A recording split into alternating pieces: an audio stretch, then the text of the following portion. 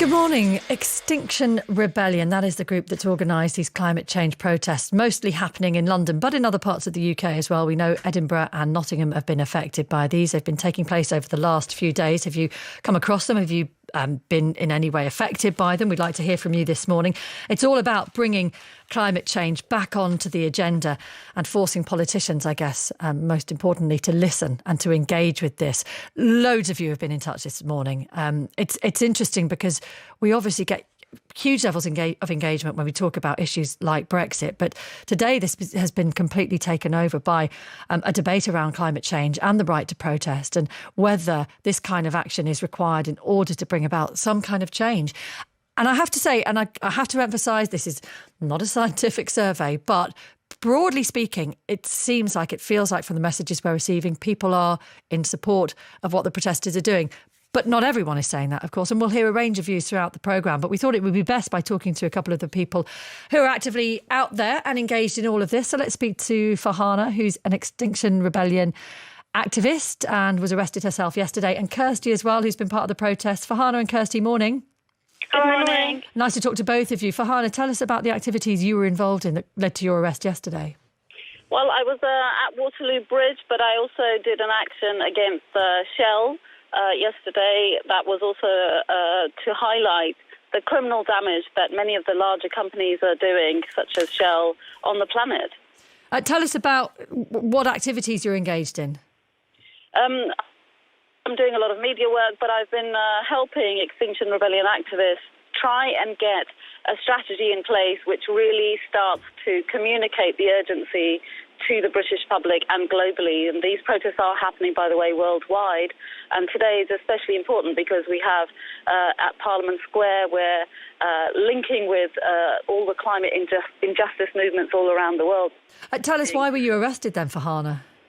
I was arrested for criminal damage, and the point I was trying to make is to highlight that Shell has not been charged with criminal damage. All the oil companies have not been charged with the criminal damage that they are causing the planet knowingly, and have knowingly known about all of the climate impacts for decades. When you talk about criminal damage, that's obviously a very serious allegation, and at the moment we are trying to get a response from Shell to this. But what kind of criminal damage are you talking about?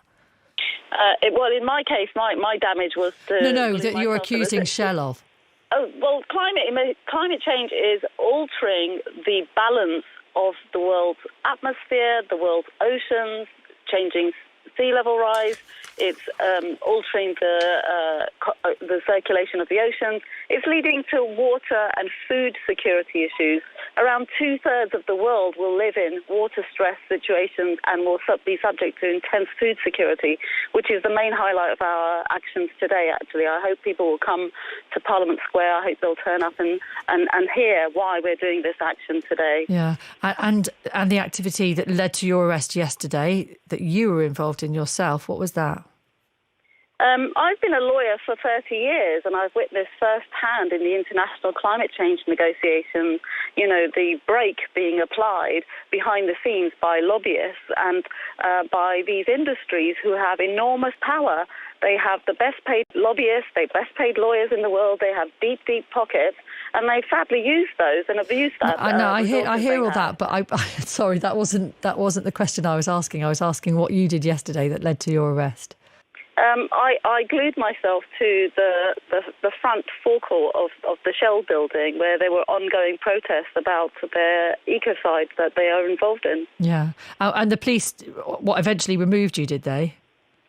Yeah, they were quite prompt and very polite, and I went to the police station and was not charged yesterday. It's pending investigation. Investigation's ongoing. OK. It's just to get an idea of the extent to which you think it's important for individuals to go to in order to bring this kind of issue to the public's attention. That's why I'm asking.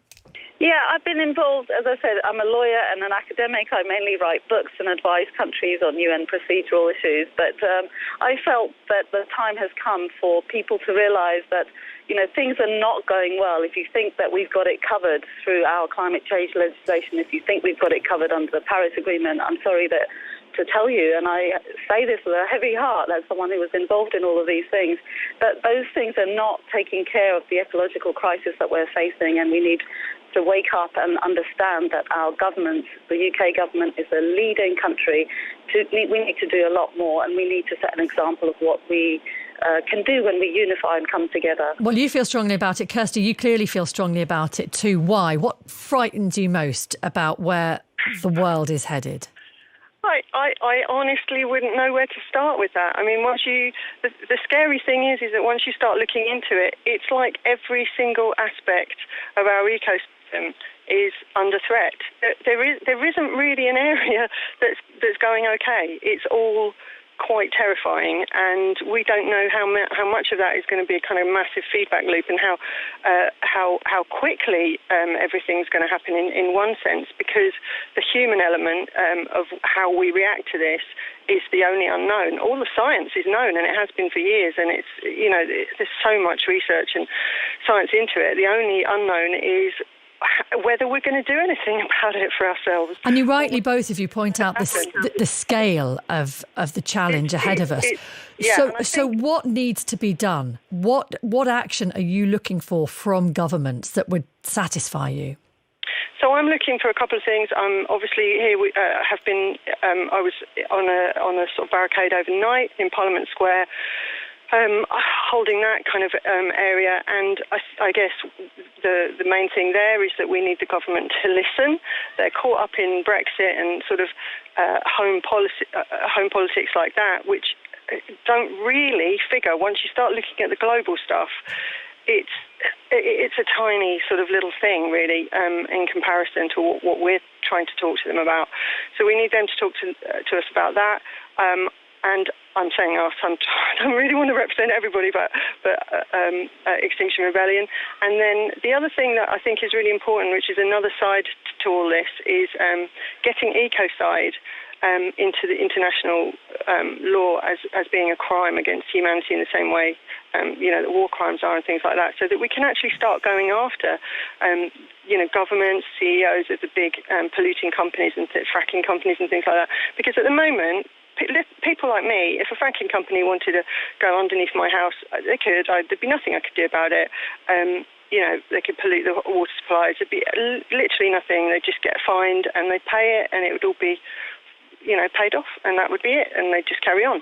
And it's just insane. It's just insane. Okay. Well, we've got loads of people to talk to, but I hope you'll stay with us. Shell, by the way, tweeted a couple of days ago, I should say, we respect the right of everyone to express their point of view. We only ask they do so with their safety and the safety of others in mind. Let me bring in Mark, who's got in contact from Eastbourne. Hi, Mark. Hello there. What do you make of what Farhana and Kirsty have been saying? Well, I understand that everyone does it already. The challenge of the environment, protecting the environment for the future. I'm sceptical that this is the right way to go about making some kind of protest or raising awareness. I think there's already a high level of awareness. That's my point here. Why do you need to raise awareness in an illegal way? Well, can I answer that, Rachel? Of course, yes, Farhana. Yeah, I'm really sorry that we're having to take this kind of disruptive action. It's not what I thought I would be doing after 3 years, 30 years of trying to get, legislation at the international level, at the EU level, and in the UK. That's really not what we thought we would need to be doing. And the reason why this disruptive action is happening is to try and really sound the alarm bell and to ask people to understand that they have not been able to act quickly enough, partly because of government inaction and partly because, we spent two decades arguing about climate science. And I don't want, another decade to be misspent arguing about the tactics. People need to wake up very quickly, and they need to inform themselves, and the government needs to take much quicker action. And this is an unfortunate way of doing it, but we apologise for the disruption. But please tell us, how better to do this, because we've been trying through the normal channels, as it were, to do this for 30 years, and this is where it's got to us. Between me and the gatepost, my son is currently at university studying science. I don't think science has ended as a field of inquiry. experiment ongoing.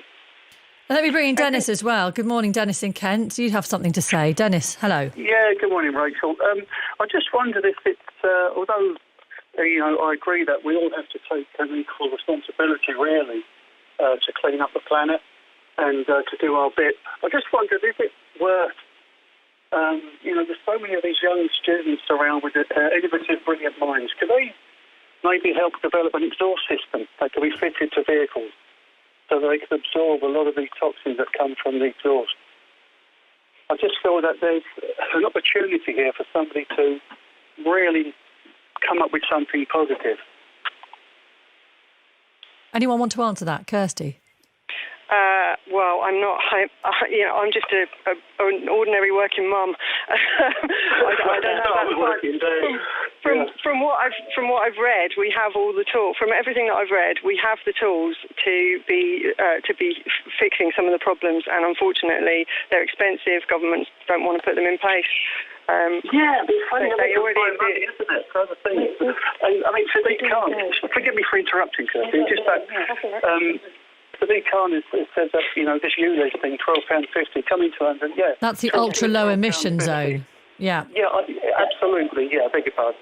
But, I think to myself, why cannot Sadiq Khan and people of this kind of level put money into universities or maybe a competition to say, look, come on, let's all get innovative, let's get on this. Instead of charging people money, it's not going to solve it.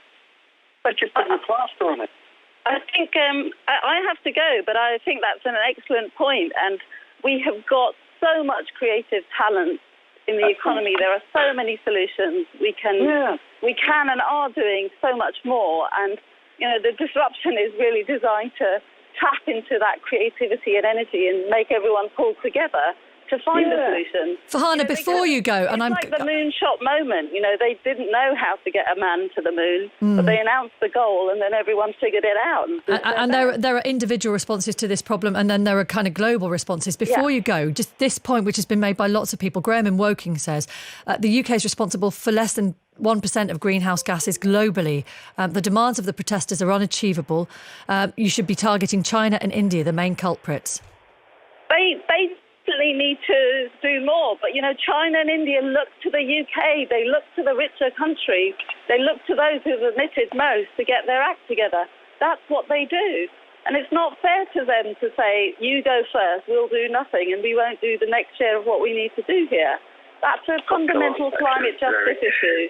They've done the least possible, and you should also know they're doing the most right now to install solar panels. China's has one of the biggest programs. India's got, I think, 100 gigawatts, which is a huge amount of renewables going in and solar going in. So it's not that these countries are not doing nothing. Farhana, we'll let you go. Thank you very much for your time this morning. Thanks.